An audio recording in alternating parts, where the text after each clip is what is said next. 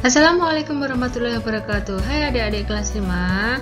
Hari ini kita memasuki pembelajaran yang kelima ya, pada tema 1, subtema organ gerak hewan. Tetap semangat ya, semoga adik-adik masih semangat untuk menonton video ini sampai habis dan jangan di skip ya. Di bawah kandang kelinci, Edo melihat seekor siput yang sedang berjalan perlahan. Edo pun mengambilnya. Kelinci dan siput sama-sama hewan, tetapi gerakannya kok berbeda ya. Kelinci bergerak lincah, berlari dan meloncat, sedangkan siput bergerak sangat pelan. Mengapa bisa begitu? Pernahkah kamu mengamati gerak siput? Pernahkah kamu melihat binatang siput? Apa yang kamu pikirkan ketika kamu melihat siput itu berjalan sangat lambat?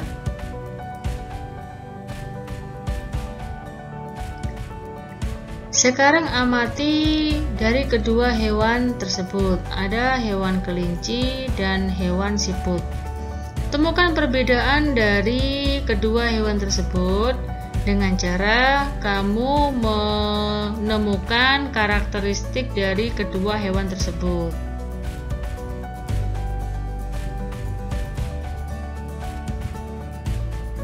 Pada pembelajaran sebelumnya, kamu telah mengetahui bahwa kelinci termasuk hewan vertebrata.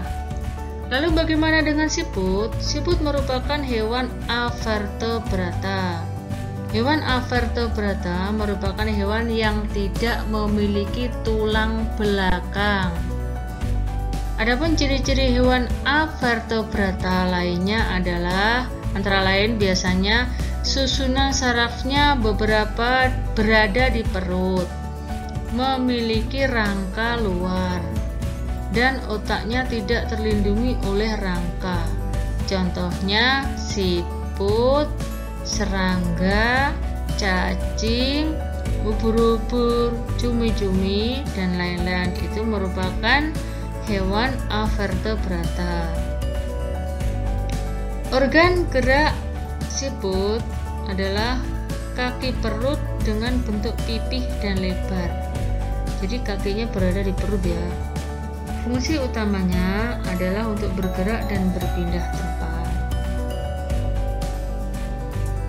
Di sekitarmu pastinya banyak sekali jenis hewan avertebrata.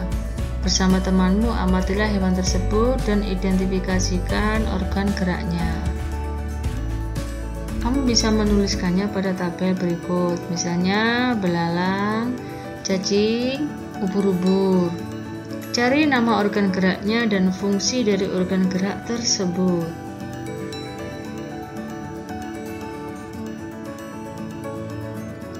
Kamu akan diajak untuk berkreasi membuat model sederhana dari plastisin dengan membentuk salah satu hewan avertebrata seperti contoh itu ya.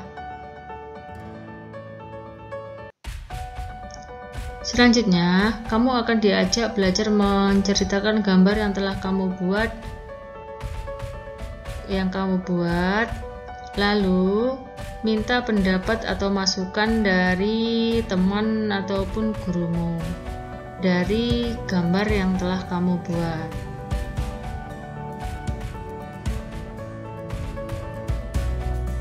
Siput bukanlah hewan lemah.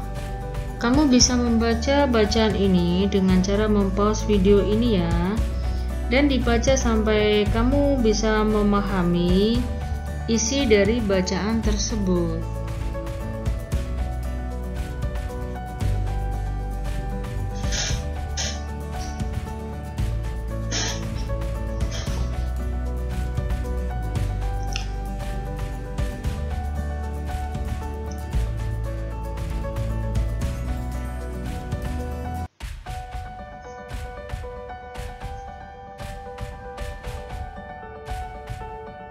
Setelah kamu membaca, mulailah kamu menemukan ide pokok dan kalimat penggembang dari bacaan yang telah kamu baca tadi. Supaya kamu bisa menemukan ide pokok dan kalimat pengembang, kamu harus membaca bacaan tersebut berulang-ulang sampai kamu bisa memahami isi dari bacaan tersebut dan menemukan ide pokok dan kalimat pengembang pada setiap paragraf.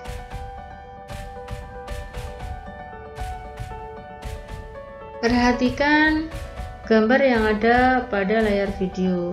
Di pembelajaran sebelumnya, kamu mempelajari ragam gambar cerita atau ilustrasi.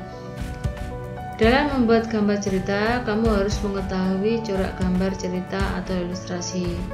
Corak gambar cerita adalah sebagai berikut. Itu adalah contoh corak gambar realis dan karikatur. Perhatikan dan baca bacaan yang ada pada video itu agar kamu bisa memahami apa yang dimaksud realis dan apa yang dimaksud karikatur. Selanjutnya adalah kartun dan dekoratif. Kartun merupakan gambar yang berfungsi untuk menghibur dan berisikan humor. Gambar kartun dapat berupa tokoh binatang atau manusia. Nah, ini mungkin kesukaan kamu semua ya, kartun. Selanjutnya gambar dekoratif. Dekoratif adalah gambar yang disajikan dengan mengubah bentuk objek aslinya namun tanpa menghilangkan ciri-ciri khasnya. Terima kasih. Mungkin itu yang bisa saya sampaikan. Mohon maaf ya apabila ada kesalahan. Aku akhiri. Wassalamualaikum warahmatullahi wabarakatuh.